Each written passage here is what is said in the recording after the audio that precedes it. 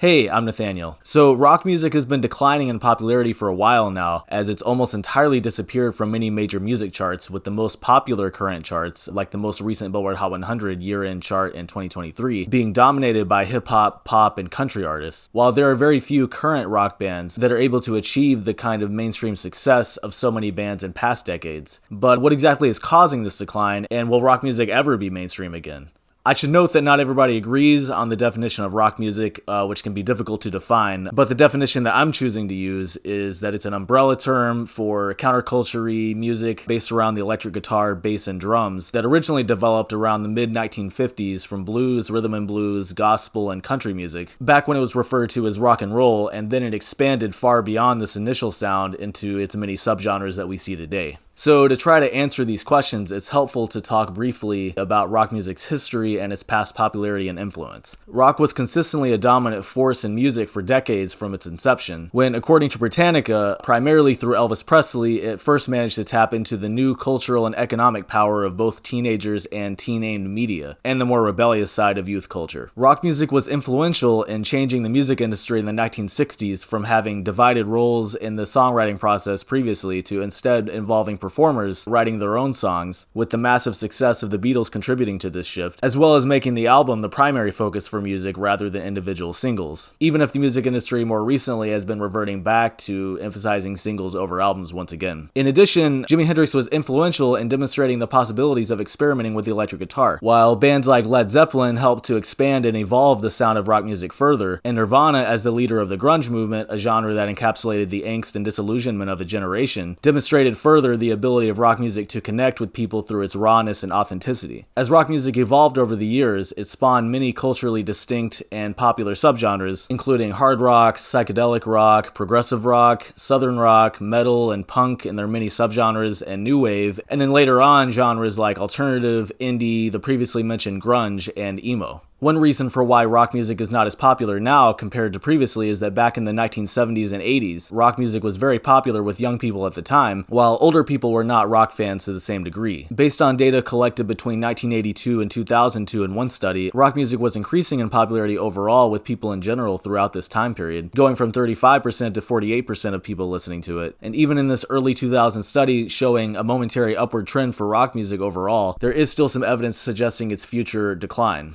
When looking at the age demographic breakdown, it is most popular with the Boomer and Gen X generations, but it was less popular with both the preceding generation, or the pre-Boomers as they labeled them, also known as the Silent Generation, and the following generation, which they called the Net Generation, which I guess is what people were calling millennials back then. This data supports the idea that for the parents of Boomers and the parents of many Gen Xers, rock music was more of a style associated with younger people, and a newer and challenging style that these parents were less likely to like and identify with. So this might contribute to why rock music seems to appeal so much specifically to baby boomers and Gen Xers, whereas these generations are also the main parents of millennials and Gen Z. So for both millennials and Gen Z, they might think of rock music more as music that their parents listen to, which might make it less appealing to them, even if they're looking to identify with a rebellious counterculture, and so consequently this suggests rock music has been less effective than in the past in appealing to rebellious youth culture. Furthermore, according to a YouGov poll conducted in 2022, while rock was the top genre for people overall, among people aged 18 to 29, which by the way is a group that is composed mostly of people who are Gen Z, rock was only the third highest ranked genre after hip-hop and pop music, with just 17% of this group saying it's their favorite type of music. This further supports the idea that rock music is more popular with older adults than with younger adults, and that it's also most popular specifically with baby boomers and Gen Xers. Another reason for rock music's relative decline is that it has to share its counterculture status with other genres now, unlike before when it had a monopoly in this area, as it was originally the primary counterculture in the mainstream for young people, contrasted with pop music, but there are now other music genres such as hip-hop, R&B, electronic music, and some types of pop music, where at least to a degree they also function as a counterculture to their fans. So the popularity of these genres has caused people who identify with countercultures to identify with and listen to more than one genre, causing rock to appeal to a smaller percentage of this group than before. And further evidence of rock music's decline is that while rock music has developed many subgenres and subcultures,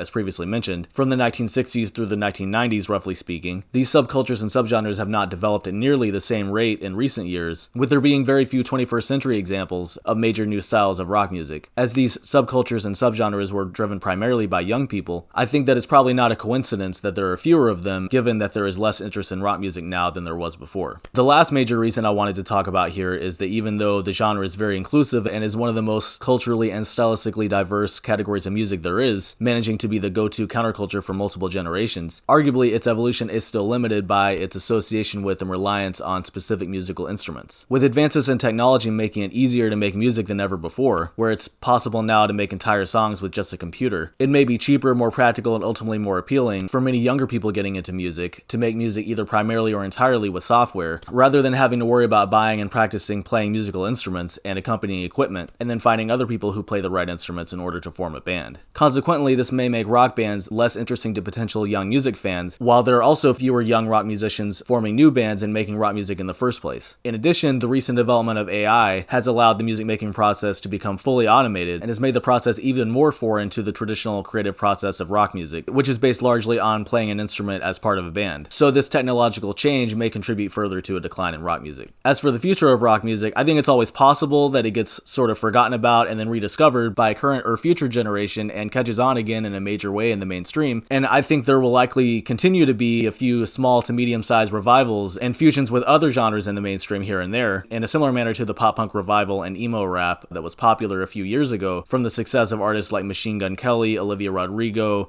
Juice WRLD, and Lil Peep. And in addition, rock music certainly isn't dead in the sense that it's gone or that it's going away entirely, as it still has plenty to offer to people and will continue to do so. At the same time, though, I don't think that rock music is going to be a hugely mainstream force again anytime soon, if it ever is again. However, I would also argue that there will probably always be a demand among people, especially young people, for music that offers an alternative to commercial pop that is less accessible and more experimental, more artistic, more authentic, and more challenging, even if that takes a different instrumental form than the electric guitar, bass, and drums combination. And this approach to music may be increasingly found in the growing influence in the mainstream in recent years of alternative approaches to genres like hip-hop, R&B, and pop. And so at least the more foundational principles of rock music culture, which in my opinion are ultimately the most important and defining aspects of the genre, will continue to be relevant and important in music for the foreseeable future. Thank you so much for watching. If you like this video, please consider liking and subscribing if you'd like to see more content like this, and also commenting if you have any thoughts about rock music and why it's declining in popularity, or if you disagree and feel like it hasn't. Alright, well, thanks. That's it for me, and I hope to see you in the next video. Alright.